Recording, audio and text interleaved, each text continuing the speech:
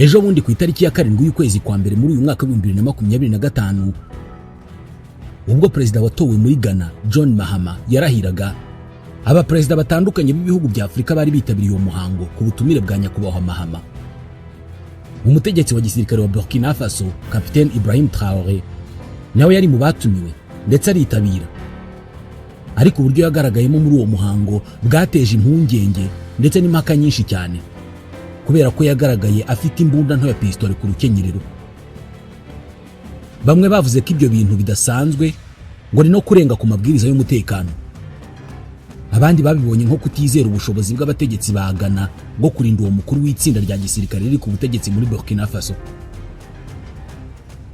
Ntibiramenyekana niba Traoré yari afite uruhushya rwo kwitwaza iyo mbunda, ndetse na leta nshya ya Ghana ntabwo yasubije itangazamakuru ryose ryifuje kumenya amakuru kuri iyo mbunda ya Capitaine Traoré. Imiterere ya Capitaine Traoré, ubwoko bwa politiki yahisemo ndetse n'ibihe arimo nk'umutegetsi utarebana neza n'uburengerazuba bw'isi, ni bimwe mu bitekerezwa ko uyu muyobozi utajya kuramo impuzankano ya gisirikari byamuteye kuba yicaye hagati y'abayobozi bambaye za costume, we yambaye imyambaro ya gisirikari anafite imbunda ku rukenyerero. Reka tubivugeho.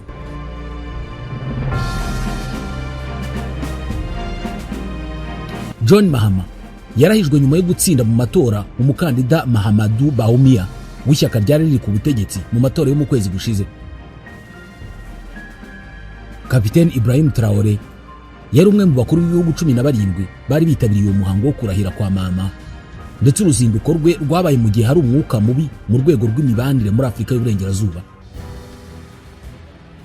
Burkina Faso n'ibindi bihugu bibiri bitegetswe n'igisirikari ari byo Mali ndetse na Niger byikuye mu muryango w'ubukungu bw'ibihugu byo muri Afrika y'Uburengerazuba CEDEAO uko ari bitatu byishingira ihuriro rishya.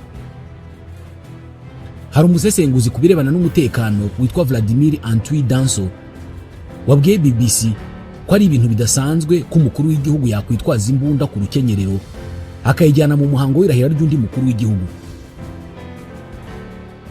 Ubundi umutekano w'umutegetsi wasuye igihugu uba ari inshingano y'igihugu cyamwakiriye. Uyu musesenguzi avuga ko abashinzwe umutekano bo muri Ghana n'abo muri Burkina Faso bagakwiye kuba baraganiriye kuri iyo ngingo kugira ngo amabwiriza akwiye akurikizwe. Dr Danso yabwiye BBC ati ibingibi ntabwo byakozwe cyangwa se byakozwe nabi. Gusa hari undi musesenguzi ku birebana n'umutekano, koloneli uri mu kiruhuko cy'izabukuru Festus Aboage, wemera ko igihugu cyakiriye umutegetsi ubusanzwe aricyo kiba gifite inshingano yo kumurindira umutekano, gusa akavuga ko gahunda z'ibihugu byombi zishobora gutuma habaho impinduka. Yumvikanisha ko hashobora kuba hari ibyemeranyijweho bigatuma Capitaine Traoré yemererwa kwambara imyenda ya gisirikare no kwitwaza imbunda yo ku ruhande cyangwa se imbunda nto bagendana ku rukenyerero, akaninjirana nabo mu itsinda rishinzwe kumucungira umutekano. Yagize ati ntabwo ntekereza ko ari ukurenga ku mabwiriza y'umutekano mu rwego nk'urw'abantu barimo kubivugaho. Barabivuga nkaho yakuyemo imbunda ye akarasa. Ati ibyo ngibyo harimo gukabya. Ihuriro AES, Alliance des États du Sahel, rigizwe na Burkina Faso, Mali na Niger, ryashinje umuryango CEDEAO kugerageza guteza umutekano muke muri ibyo bihugu. Aka kantu gashobora kuba kari mu bitekerezo bya Traoré ubwo yitabiraga uwo muhango w'irahira rya perezida wa Ghana. Abasirikari bafashe ubutegetsi muri Mali, Burkina Faso na Niger hagati y'umwaka wa 2020 n'2023 mu rukurikirane rwo guhirika ubutegetsi bwariho. Ibyo bihugu byose uko ari bitatu ubu biri mu ihuriro ry'ibihugu byo mu karere ka Sahel cyangwa se Alliance des États du Sahel AES, bikaba ibihugu byibasiwe n'urugomo rw'intagondwa zigendera ku matwara akaze yitirirwa idini ya Islam. Iyi ni imwe mu mpamvu aba basirikari bavuze ko yabateye guhirika ubutegetsi bwariho mu bihugu byabo kugira ngo bahangane n'icyo kibazo. Mu kwezi kwa mbere mu mwaka ushize, ibyo bihugu byose uko ari bitatu byatangaje gahunda yo kuva muri CEDEAO. Mu gushingira ihuriro rishya, aba basirikari bavuze ko mu mwanya wa CEDEAO bubatse umuryango w'abaturage bafite ubusugire bigenga kandi ukaba umuryango uri kure cyane y'igenzurwa ry'ibihugu bikomeye byo mu mahanga. Bamwe mu basesenguzi mu bya politike bavuga ko kuba umutegetsi wa gisirikare wa Burkina Faso yari afite imbunda bigaragaza ko afite izo mbaraga z'iyo mbunda kubera ko ari umutegetsi wa gisirikare, kandi no kuba yaritabiriye irahizwa rya demokarasi ngo hari ukuntu bitumvikana neza. Umubano hagati ya Ghana na Burkina Faso wifashe nabi, by'umwihariko nyuma y'uko wari perezida wa Ghana Nana Akufo-Addo ashinje Traoré gucumbikira abacanshuro b'Abarusiya. Kuba Traoré yaritabiriye umuhango w'irahira rya perezida wa Ghana byabongwa nk'ikimenyetso gikomeye cyo mu rwego rwa diplomasi kigamije kuzahura umubano hagati y'ibihugu byombi. Umusanzu wa Ghana ni ingenzi cyane mu gufasha Burkina Faso mu gukemura ikibazo cy'intagondwa zigendera ku mahame akaze yitirirwa idini ya Islam. Intagondwa zidasiba kugaba ibitero byicirwamo abantu, zikaba ziteje inkeke mu bihugu bikora ku nyanja byo muri Afurika y'Uburengerazuba. Ku bantu bamwe na bamwe, kuba Kapiteni Traoré yakwitabira irahira rya perezida wa Ghana afite imbunda ngo ni ibintu bisanzwe kubera ko niyo miterere ye. Ubwo abasirikare bayobowe na Kapiteni Traoré bakuragaho ubutegetsi bwa Lieutenant Colonel Sandaogo mu kwezi kwa 9 mu 2022, bari basezeranije abaturage ba Burkina Faso ko biteguye gukuraho ibibangamiye umutekano w'igihugu byose birimo ibikorwa by'iterabwoba by'imitwe ishamikiye kuri Islam. Gusa kugera n'uyu munsi muri Burkina Faso haracyari ubwiganze bw'ibikorwa by'iterabwoba kubera ko iyi mitwe y'iterabwoba igenzura igice kinini cy'igihugu. Kapiteni Ibrahim Traoré yafashe icyemezo cyo kwitabaza Uburusiya kugira ngo buzamufashe guhashya iyi mitwe. Ubutegetsi bw'inzibacyuho bwa Burkina Faso bwari bwarasezeranije abaturage ko mu kwezi kwa 7 mu 2024 hazaba amatora y'umukuru w'igihugu n'abagize inteko ishinga amategeko. Gusa aya matora ntiyabaye. Muri iki gihe cy'imyaka itageze kuri 3 Kapiteni Traoré amaze ku butegetsi yaramenyekanye hose ku isi. Bamwe bati ni Thomas Sankara mushya. Abo mu burengerazuba bw'isi ndetse na bamwe mu basesenguzi mu bya politike bo bati ni umwana utazi ibyo arimo, batafata ibyemezo bihubukiwe bishobora kuzamugiraho ingaruka. Ku cyumweru ku itariki ya 2 y'ukwezi kwa 10 mu 2022 nibwo benshi twumvise ku nshuro ya mbere ndetse twanabonye kuri televiziyo bwa mbere Kapiteni Ibrahim Traoré. Ku mateleviziyo y'isi yose nibwo abantu babonye itsinda ry'abasirikari biganjemo abambaye imyambaro ihisha amasura yabo ariko benshi b'abajene batangaza ko bahiritse ubutegetsi bwa Lieutenant Colonel Paul-Henri Sandaogo Damiba. Uyu nawe mu mezi 8 yarashize nibwo yari yagiye ku butegetsi ahiritse umusivile Roch Marc Christian Kaboré. Mu bagabo bambaye imyambaro ya gisirikari bigaragara ko iremereye bagaragaye kuri televiziyo bafite amasura afunze, harimo umwe ugaragara nk'ufite isura y'abantu bakiri bato, Kapiteni Ibrahim Traoré. Uyu ni wavuzwe ko ari ubaye umuntu ukomeye kuruta abandi bose muri Burkina Faso.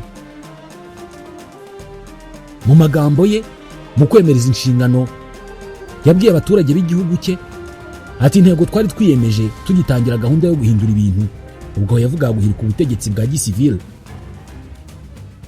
Ati iyo ntego yagambaniwe n'umuyobozi wacu ari we Lieutenant Colonel Paul-Henri Sandaogo Damiba. Ati kuzahara k'umutekano niyo mpamvu y'iki gikorwa cyacu. Mbere y'iki gihe abantu benshi barimo n'abanyaburkina Faso ntabwo bari bazi uyu mugabo. Uyu musirikare wongeye kuvugwa cyane mu itangazamakuru ninde mu by'ukuri?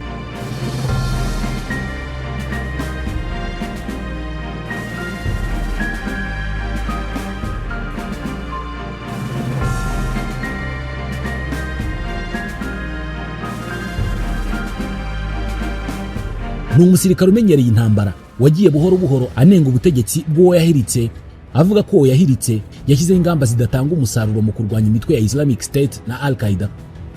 Traoré mbere yuko ku izina rye hiyongeraho kapiteni, yari umusirikare wize ibirebana n'ubutaka n'imiterere y'isi ibizwi nka geology. Yabyize muri kaminuza ya Ouagadougou muri Burkina Faso. Mu 2009 nibwo yagiye mu gisirikare. Iki gihe Burkina Faso yari ikiyoborwa na Blaise Compaoré mbere yuko ashushubikanwa akirukanwa ku butegetsi no mu gihugu n'abaturage mu 2014.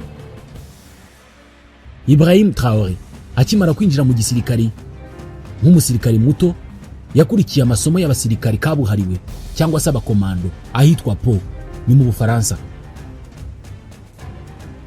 Aya masomo yanayafashe muri Maroc. Ntabwo yatinze kuzamuka mu nzego za gisirikare. Yabaye mu mitwe y'ingabo itandukanye irwana intambara mu burasirazuba n'amajyaruguru ya Burkina Faso. Ku itariki ya 24 y'ukwezi kwa mbere mu 2022, Traoré yari mu itsinda ry'abasirikari ryiyise iryo gukunda igihugu no gusubiza ibintu ku murongo byahiritse ubutegetsi bwa Roch Marc Christian Kaboré.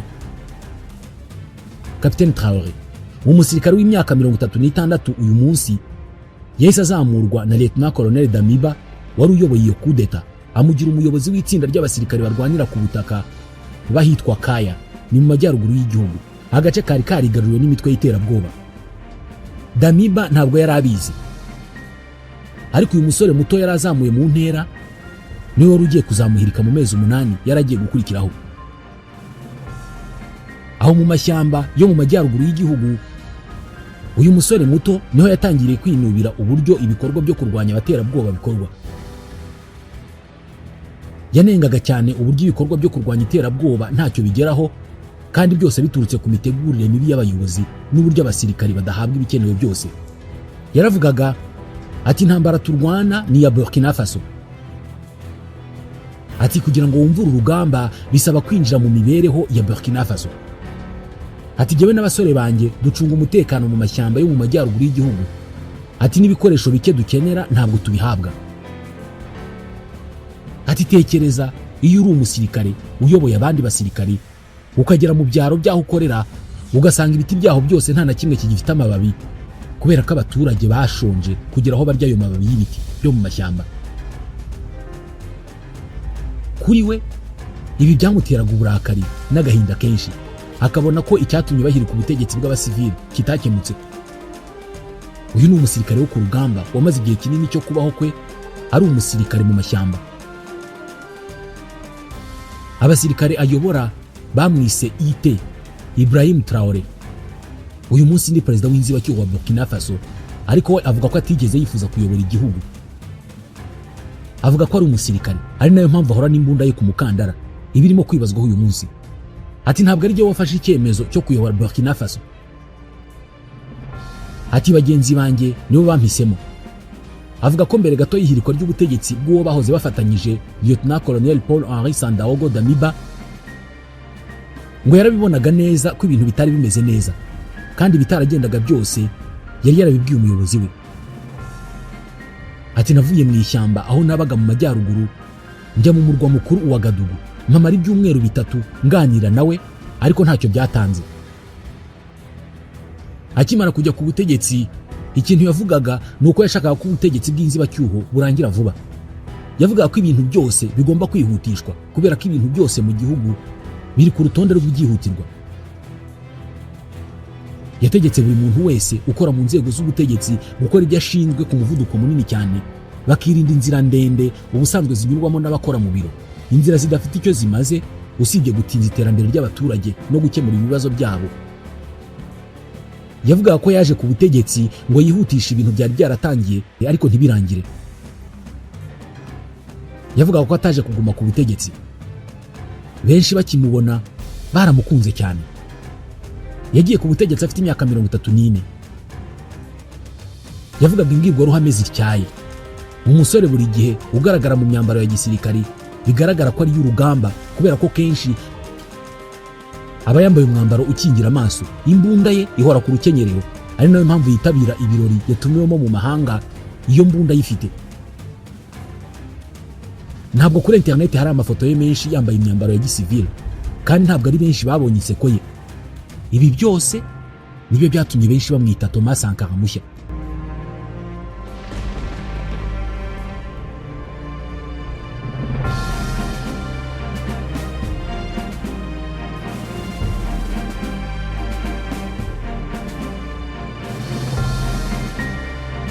Capitaine Traoré yavutse mu 1988. Atangirira amashuri ye ahitwa Bondokui, ni umujyi wo mu burengerazuba bw'igihugu mu ntara yitwa Muhuni. Nyuma yagiye mu mujyi wa kabiri w'igihugu witwa Bobo Dioulasso ahiga amashuri yisumbuye. Mu mashuri yisumbuye yarazwi nk'umusore ucecetse ariko umuhanga cyane. Ishyirahamwe ry'abanyeshuri b'abayisilamu rya Burkina Faso naryo rivuga ko Traoré yari umusore muto utuje cyane. Mu 2006 yagiye kwiga muri Université Joseph Kizerbo mu murwa mukuru wa Gadugu, aho yarangije afite amanota y'ikirenga. Umusore yari umuhanga. Mu 2009 yinjiye mu gisirikari, hashize imyaka 2 ahita azamurwa bwa mbere mu ntera. Yakoze kandi amahugurwa yo kurashisha intwaro za muzinga muri Maroc. Nyuma yoherejwe mu ngabo zirashisha intwaro ziremereye mu karere ka Kaya hagati mu gihugu cye. Mu 2014 yahawe ipeti rya lieutenant. Nyuma uyu musirikare yagiye mu ngabo za Loni ziri mu butumwa muri Mali zizwi ku izina rya MINUSMA, kandi avugwa mu ngabo zagaragaje ubutwari mu gihe cy'ibitero bikomeye by'inyeshyamba mu karere ka Timbuktu mu 2018. Mu 2019 Traoré yarwanye mu gitero cyiswe Otapuanu cyamaze amezi 7 mu burasirazuba bwa Burkina Faso. Yarwanye kandi mu bitero byinshi byo mu majyaruguru y'iki gihugu. Mu 2020 nibwo yahawe ipeti rya kapiteni. Nyuma y'umwaka umwe agiye ku butegetsi, Kapiteni Ibrahim Traoré yahise ahagarika imikoranire igihugu cye cyari gifitanye n'Ubufaransa, by'umwihariko mu bya gisirikare. Mu kwezi kwa mbere k'umwaka wa 2023 nibwo leta ya Burkina Faso yahaye ukwezi kumwe abasirikare 400 b'Ubufaransa bari muri iki gihugu, ndetse itangaza ko ishesha amasezerano yose yari ifitanye n'Ubufaransa mu bya gisirikare. Iki gihe umuvugizi wa guverinoma ya Burkina Faso Jean-Emmanuel Ouedraogo yavuze ko icyo badashaka ari ingabo z'Ubufaransa mu gihugu cyabo, ariko ko biteguye gukomeza kubana mu bya diplomasi. Izi ngabo z'Ubufaransa zari zarageze muri icyo gihugu hashingiwe ku masezerano ibihugu byombi byagiranye mu kwa 12 mu 2018. Ubwo ubutegetsi bwahirikwaga muri Burkina Faso mu murwa mukuru wa Gadugu, bamwe mu bajene bigaragambije bafite amabendera y'Uburusiya. Ibi byashimangiye ibyari bimaze igihe bivugwa n'inzego z'ubutasi z'Uburayi na Amerika zemezaga ko Uburusiya bwinjiye muri Burkina Faso. Abarwanyi b'abacanshuro b'Abarusiya bo mu mutwe wa Wagner iki gihe byemezwaga ko bamaze igihe bakorana na Burkina Faso, ndetse ko banagize uruhare rukomeye mu ihirikwa ry'ubutegetsi ndetse n'ishyirwa ku butegetsi rya Kapiteni Traoré. Kapiteni Traoré yongeye kwishimirwa cyane n'Abanyafurika n'abandi batuye isi mu kwezi kwa 7 mu 2024, ubwo abakuru b'ibihugu bya Afurika bahuriraga mu Burusiya mu nama ihuza iki gihugu n'umugabane wa Afurika. Kapiteni Traoré aha yahavugiye imbwirwaruhame isa niha gasopo ibihugu by'Uburayi na Amerika mu birebana no kwivanga mu mitegekere ya Afurika. Yari imbwirwaruhame kandi inenga bamwe mu bategetsi ba Afurika kubera imikoranire bafitanye n'Uburayi na Amerika, ariko kandi ikaba imbwirwaruhame ishimira Uburusiya kubw'imikoranire myiza burimo kubaka n'uyu mugabane. Iki gihe yanavuze ko Uburusiya ari inshuti ikaba n'umuryango ku bihugu bya Afurika. Dore amwe mu magambo yaragize iyo mbwirwaruhame: hari ibibazo byinshi twibaza kandi bitubangamiye muri Afurika. Birakwiye ko tubivugira hano hagati yacu kandi n'Uburusiya bukabyumva, kubera ko Uburusiya nabwo ni umuryango wacu twe nk'Abanyafurika. Uburusiya ni umuryango wacu kubera ko nabwo bwagize amateka nka yacu. Uburusiya bwatanze ibitambo byinshi kugira ngo bubohore isi, wikiza abanazi mu ntambara ya kabiri y'isi. Basogokuru bacu batwawe ku gahato kugira ngo bafashe Uburayi kwikiza abanazi. Ikindi duhuriyeho n'Uburusiya ni uko turi abantu isi yibagiwe. Twaribagiranye, haba mu bitabo by'amateka, muri za filime bakora, mbese ahantu hose twaribagiranye. Uruhare rw'Uburusiya muri ibyo bikorwa byose byo kubohora isi narwo rwaribagiranye. Uyu munsi turi hano ngo tuganire ku hazaza h'abaturage bacu, turanagira ngo tuganire ku hazaza hacu aho nta banyamahanga bazaba bakiza kwivanga mu mibereho yacu. Twebwe n'Uburusiya dufite ikibazo kimwe kandi yifuza ko ibi biganiro byadufasha kugikemura. Abanyafurika b'urungano rwanjye bibaza ibibazo byinshi birimo uburyo Afurika ifite ubutunzi bungana uko bungana munsi y'ubutaka bwacu, ikagira ikirere cyiza, amazi n'izuba, ariko Afurika uyu munsi ikaba ari umugabane ukennye ku rwego ukennyeho. Afurika ni umugabane ushonje cyane. Hanyuma byumvikana bite uburyo abakuru b'ibihugu byacu bazenguruka isi basabiriza? Ibi byose ni ibibazo twibaza ariko ntitubibonera igisubizo. Ubu rero dufite amahirwe yo kubaka imikoranire mishya. Urungano rwanjye kandi rwantumye kubabwira ko kubera ubukene rwisanga nta mahitamo rufite usibye kwambuka inyanja rugerageza kugera mu Burayi rugashirira muri izo nyanja. Urungano rwanjye rwanantumye kubabwira ko mu gihe gito kizaza rutazongera kwambuka inyanja ahubwo ruzaza mu ngoro zacu kuhashaka ibirutunga. Iwacu muri Burkina Faso uyu munsi tumaze imyaka irenga 8 twibasiwe n'ubukoroni bushya bwa kinyamaswa aho bashaka kudusubiza mu bucakara. Gusa ibi byatwigishije ikintu kimwe: umucakara udashobora kwigaragambya ntabwo akwiye kuririrwa. Kubera iyo mpamvu abaturage ba Burkina Faso bo bafashe icyemezo cyo guhaguruka bakarwana. Biyemeje kurwanya abo baterabwoba baza biyambitse amasura y'abashaka kuduteza imbere. Bwana Traoré yasabye abakuru b'ibihugu bya Afurika guhaguruka bagakunda ibihugu byabo bakarekeraho kujya babyina buri gihe uko bampatse ibihugu bateye indirimbo. Iki gihe yanashimiye Perezida Vladimir Putin wari uherutse kwemera ko agiye kohereza ibinyampeke muri Afurika. Ati nyakubahwa Putin, tugushimiye ubuntu utugiriye ariko ibi bikwiye kuba ubutumwa ku banyafurika bose. Ubutaha ntabwo bakwiye kuza hano mu nama batasize ibyo kurya mu bihugu byabo. Ati twese tugomba gufatira urugero ku bakuru b'ibihugu bimwe bya Afurika bashoboye kubaka imikoranire myiza n'ibihugu byiza maze twese tukubaka ubushuti n'ubufatanye na leta y'u Burusiya. Ninde uzi aho uyu musirikare muto yiteguye kugarukira?